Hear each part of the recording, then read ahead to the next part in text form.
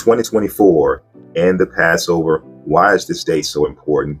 That is because we are approaching the middle of the tribulation, and Passover is a pivotal time in prophecy because it's written in prophecy. So check this out.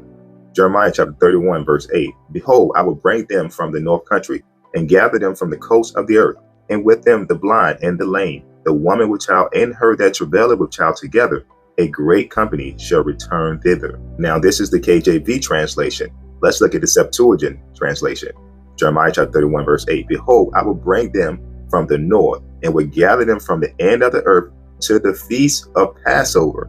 And the people shall beget a great multitude, and they shall return hither. So Passover 2024 is in prophecy. Okay. Now it says the people shall beget a great multitude. What is beget? Beget meaning to bear, to bring forth. So it's saying the people shall bring forth this great multitude, the children of Israel from the four corners of the earth. That directly lines with Isaiah chapter 14, because the people, those who are called by Yah's name, the other nations, are going to bring forth the children of Israel and take them to their place. Now, when is Passover? Passover is April the 8th, and this is based off the lunar calendar based on the full moon, okay, and not the dark moon. We don't follow the customs of the synagogue of Satan. You see, they follow the dark moon, okay, because we cannot negate scripture. Psalms chapter 81, verse 3. Blow up the trumpet and the new moon at the full moon on our solemn feast day.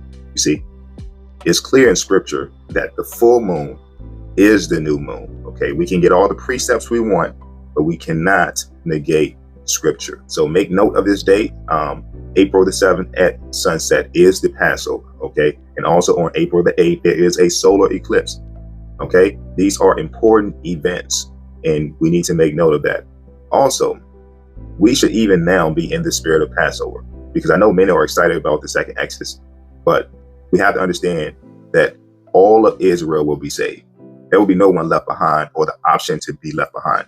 Those that don't want to go will be judged. And also the 2/3 have to be judged before the second Exodus. So there will be no Israelites left behind. Only the Gentiles will be left behind, the Gentiles and the heathen. Okay, again, so we should be in the spirit of Passover even now, because the sword is coming, and we want to have the blood of the Lamb on the doorposts of our hearts. Okay, and that is number one, knowing the Father's sacred name, keeping his commands, and also believing on his Son, the testimonies, the witnesses of the Messiah. Because ultimately, judgment begins with the house of Yasharal, and there is a sword that's coming over the house of Yasharal. And if they don't know the Most High, they don't know his name, they call it on the names of Baal, that sword is coming to their house. It don't matter if they anoint their house with oil, pour oil in their driveway. The sword and judgment is coming. There's a major event that's going to kick off this red horse. Okay, and that is the end for Israel, and we want to not be counted as the 2/3. Okay, so we should all be seeking salvation now with fear and trembling.